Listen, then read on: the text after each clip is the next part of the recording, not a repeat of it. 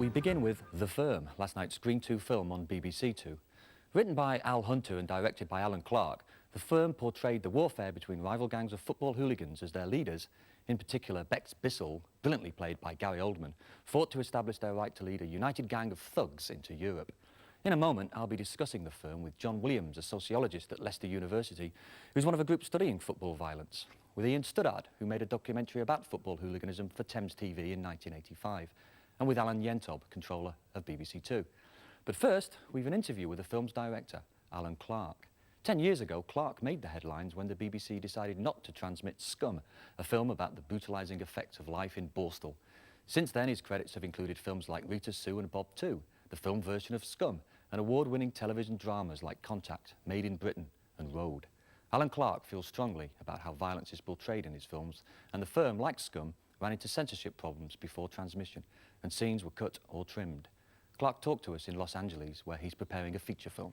I think it's kind of important, and we hope we do it in the films, that we're very honest about the violence, in that if you're violent, you show the violence to be violence. That you don't try and make it, through trimming it and diminishing it, palatable and acceptable, and therefore diminish the kind of malevolence of the characters. Because if you wish to damn the characters by the way they behave and the way they talk, then it's important to keep the violence that they do as graphic and as disturbing as possible.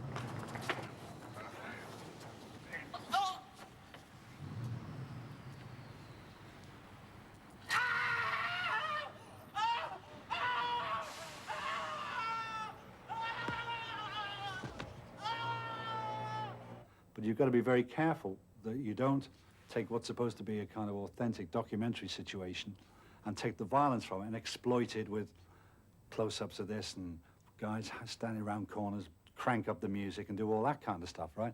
So we didn't do that. I don't do that in my films at all, right? I'm sure you do when the violence is there, it's in, and you see it and away you get, but there's no, hopefully no lingering kind of, you know, oh, isn't that lovely? That, you know, and you don't, hope you don't admire the violence. His readiness to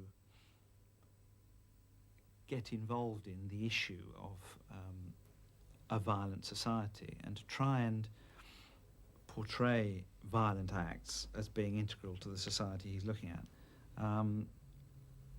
is not something that he clearly is going to be universally thanked for, and he's obviously aware of that in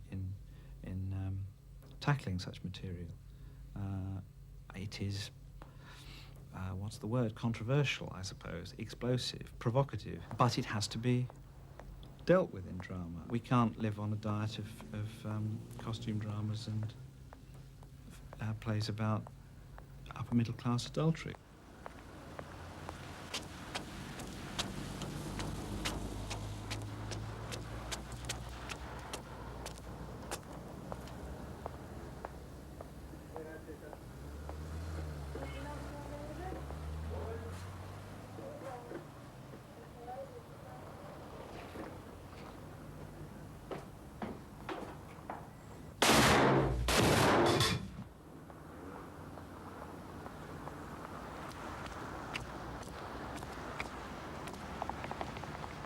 I find his work challenging, brave, original, and it makes me think about things that very often I've resisted seriously thinking about. I mean, I can't remember a piece of drama on television that more asked you simply to consider the material and consider what it means than Elephant, which simply gave you a succession of entirely uncontextualized, objectively observed killings, one after the other. This made a great many of my fellow journalists very angry, but I found it the most provocative mechanism, it is quite mechanistic, mechanism to provoke me into thinking more seriously, I think, than I ever have thought about the tradition of violence in Northern Ireland. That's a very powerful achievement, I think. Well, Bebop-Lula, she's my baby. Bebop-Lula, I don't mean my baby. He's brave, stylistically, technically, and that he tries out techniques, that he tries out styles. I mean, here's an example of what I think's a bold thing to do. The play Road, very successful in the theatre, very theatrical. He found an extraordinary camera style, an extraordinary means of doing that, a kind of a use of lens, a use of speed, a use of steady cam almost on the run, which gave a properly televisual equivalent of being as involved as the audience was in the theatre. There is an interesting thing that when you do the kind of films I've been talking about, and the directors get out, and the actors get out, and the crews get out, and the producer gets out, and you get it back, and you look at it, and you think, we did it right, it's fine, you know, maybe nobody will watch it, but you know, but it's good. If we liked it, hopefully the public will get something out of it, because we don't all live in ivory towers and so on, and so on.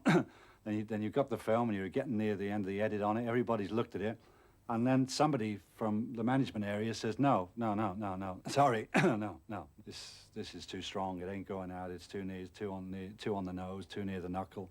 The thing about Scum was that it was about the experience of a certain number of kids in Borstal. And it was based on a lot of interviews with kids, and the script was taken from that. Carlin, is it? Is it? Yes, sir. Name and number. 4737 Carlin, sir. And you're the little toe rag who thumped the officer at Rowley, eh? Fancy yourself, eh? Thumping officers, I retaliated, sir. You speak when I tell you. And they've sent you here to be sorted out. Will you all have heard of us, eh, Carlin? Heard of us, have ya? Yes, sir. And what did you hear? Nothing, sir. Oh, I see. Well, I'll tell you here and now, lad. Nothing was not the correct information. Because we're going to have your stinking ears and guts for garters, right? Yes, sir.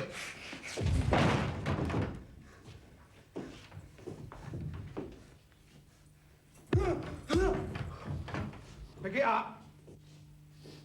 I said pick it up.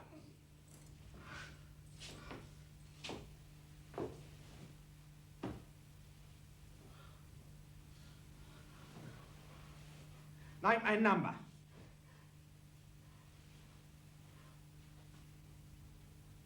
4737 Carlin, sir. BBC didn't transmit Scum, but interestingly enough, the same producer asked me to do a film, same producer Margaret Maston asked me to do a film for Central Television, for ITV, called Made in Britain, about a skinhead kid who just goes berserk. And that was much stronger, much more kind of swearing, violence, much more kind of outrageous in a way than Scum, although I'm not doing Scum down. But the point I'm making is that she stuck really right by it, and the controller stuck really right by Made in Britain and managed to get it transmitted. That one.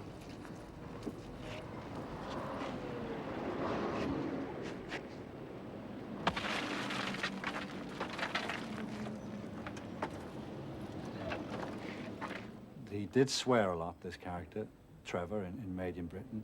He did defecate a bit here and there. He did smash windows, and he said he loathed black people. So I mean, when you kind of add all that up, and he was just a general pain, right? I mean, he's just a general kind of loathsome kid. Oh, that's sweet. That's sweet, man. Now get That's out. Sweet. What? Get out. What for? I've been down the job centre, right? On the bus. We get back together, they'll suss us now. Get my keys. You fucking walk. I'm going to see some mates.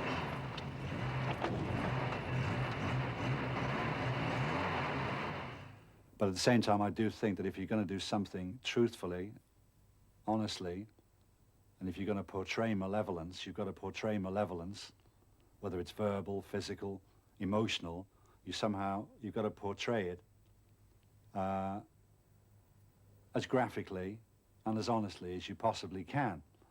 Now, that's what we did with Scum, and that was what was objected to in that. But since then, whatever it is, things have come on apace and things have kind of got better. But I sense now with the film, the film about soccer hooliganism, is that suddenly we're back in a kind of symmetrical way. 10 years later, we might be back in the area that we were in with Scum, where one person, the then BBC programme controller said, no, it's not going out. And now what we've now got a situation with the firm is is that I think it's Paul Fox, the managing director, or whoever, whatever his title is, has basically looked at it and ordered certain cuts to be made, and those cuts have been made. Over!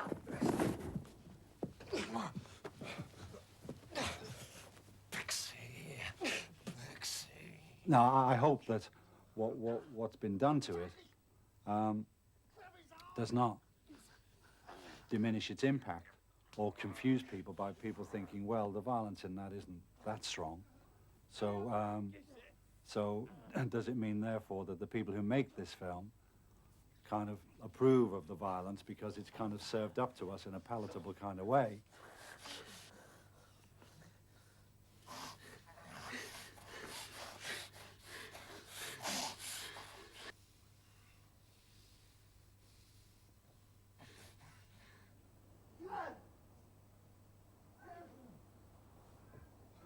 Okay, let's go! Go! So Alan Yentob, Alan Clarke there was suggesting that some of the most violent scenes were cut or re-edited. Why was that decision taken? Well, first of all, I object to a number of things. So I object to the fact that what is referred to in your opening introduction was referred to as censorship problems. What I'd call it is editorial responsibility. Secondly, actually, David Thompson, the producer, spoke to Alan Clarke tonight, and Alan says that this is the version that he thinks is the right version to go out, and that actually he thinks the film is good and this is the right way it should happen. I think that interview was done with Alan at a time when we were, in fact, discussing cuts, and those cuts were cuts that, some of which were suggested by me and some of which by the producer. I make no apologies whatsoever for it. Well, a lot of things cut from it, or not much.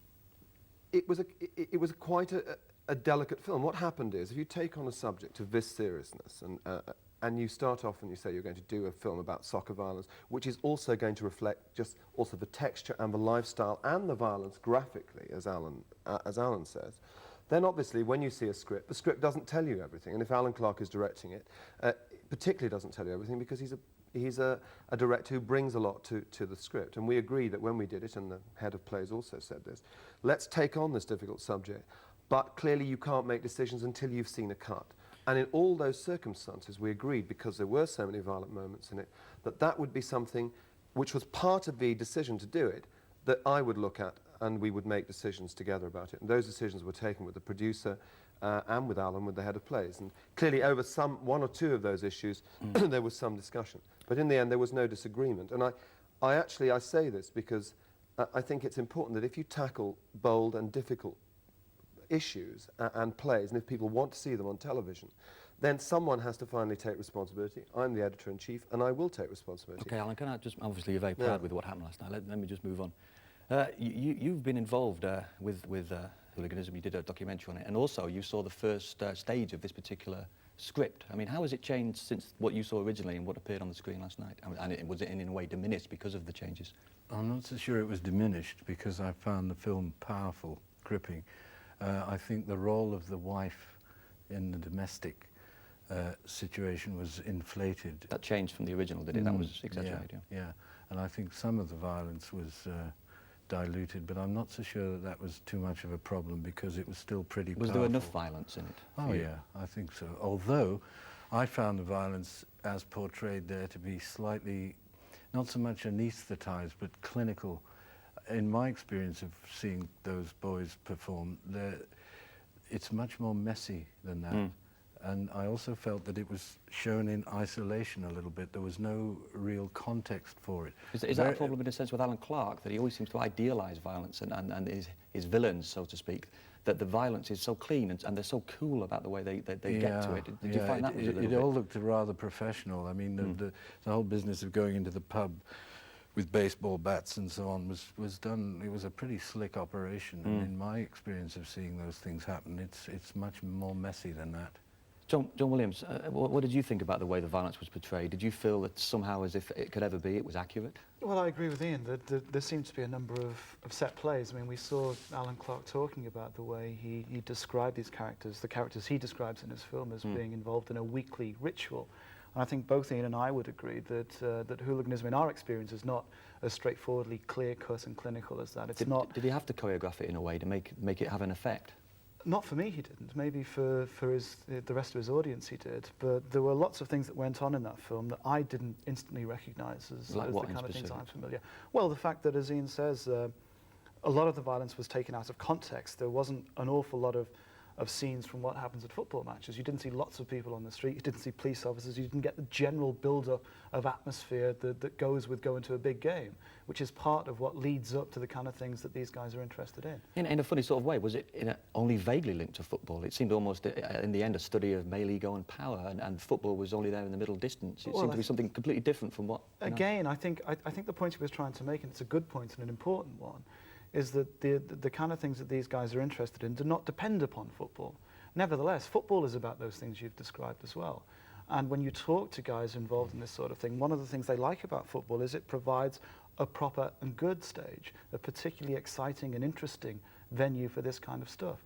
Now, what we saw on the screen last night was nothing to do with that venue and that stage. It was, as it were, taken away from that stage. For me, the only time when I began to feel the sort of tension that I normally associate with those kinds of activities was in that clip where the guys are at a football ground and they're searching the terraces, and that is still very removed from what the game and what goes with the game these days is about. In an interview before the film went out, though, right, Al Hunter said that at the end he wanted everybody to sit back and say, yes, I understand a bit more about football hooliganism. Do you think that that was the case after the film?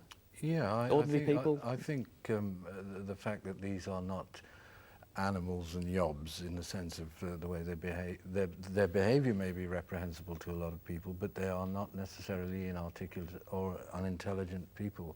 But wasn't it a bit of a fantasy in a sense? It was like almost the writer and director were wishing hooligans were this cool and this fan. I mean, this guy with the coat over him. With well, I mean, precisely. You'll never see that. There was one of my major problems with this film was that the leaders were strutting around as though they were feudal barons. It's much, much more subtle than that. I think John and I mean, have you ever found... come across anybody that sharp, that good? No. That much a golf owner? No, exactly. And the whole business of issuing orders and intimidating the younger ones, it doesn't... Guys like that would be drummed out, I would think. I haven't seen that. Alan, I mean, considering this, I mean, as much as it was a powerful piece of film, did you feel that there was inaccuracy about the way it depicted? Well, it's difficult for me to say because I'm not...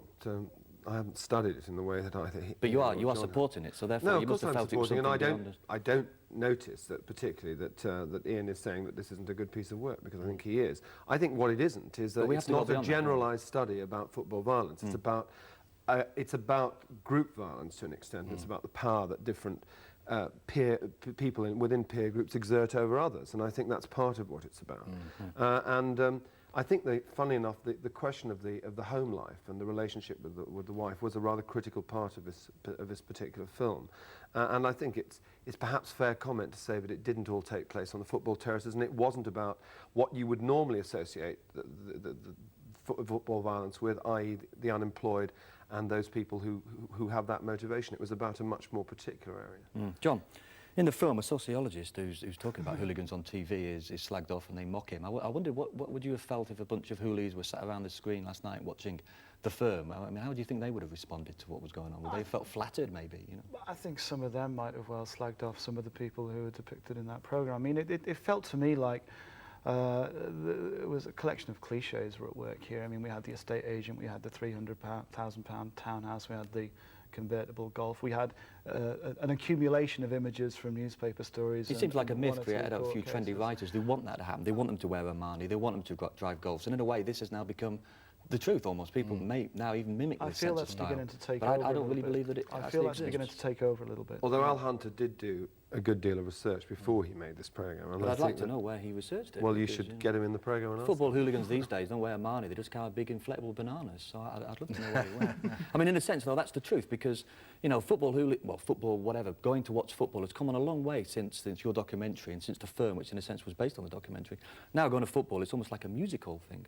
It's inflatable bananas, the sense of humour's coming out more, and in a sense, the drama and documentaries on TV about football, they're like 3 years behind. Well, you say that, I'm not sure that's true. I'm sure that the fact is that the experience that most people have had is that there is still an intolerable level of violence on football field, on the football field. Do we really have any better idea what football hooliganism is about from the things that have been on? I personally don't think we know an awful lot more from this film that we couldn't glean from reading newspaper accounts of court cases and providing the little bits of information that go with those. I really felt the film failed to deal with what is at the heart of hooliganism. I don't think it aimed to do that, although I've seen it described as aiming to do that. It certainly didn't for me. I suspect it didn't do for much of the audience who watched that was my fear in a sense, because the media contributes a lot to the moral panic of hooliganism and the way that they kind of whip up a frenzy, a fear and loathing among ordinary people. I mean, how would you like to see television maybe tackle the problem of this kind of football thuggery, seeing as how it's so important that it should be tackled a Well, little first bit of more all, I consistently? think it's very difficult to say that this film should represent television's response to football But it sticks hooliganism. out because it's the only one lately. Yes, it is. It is a one film, and maybe it's the first, and maybe there will be others. You know, the fact is, it was a powerfully dramatic piece of work, and in terms of its characterisation, it may not have been reflected, entirely the world of football hooligans, as you are familiar with it, with inflatable bananas or whatever it may be. But it was a serious attempt to get to grips with one part of that problem and to create a piece of dramatic fiction out of it. And it has been food for thought for people, and people have responded. Maybe on the end of it being food for thought, we should finish. Thank you, Ian, John and Alan, and we'll be all going down to QPR on Saturday. Alan's driving us in his BMW.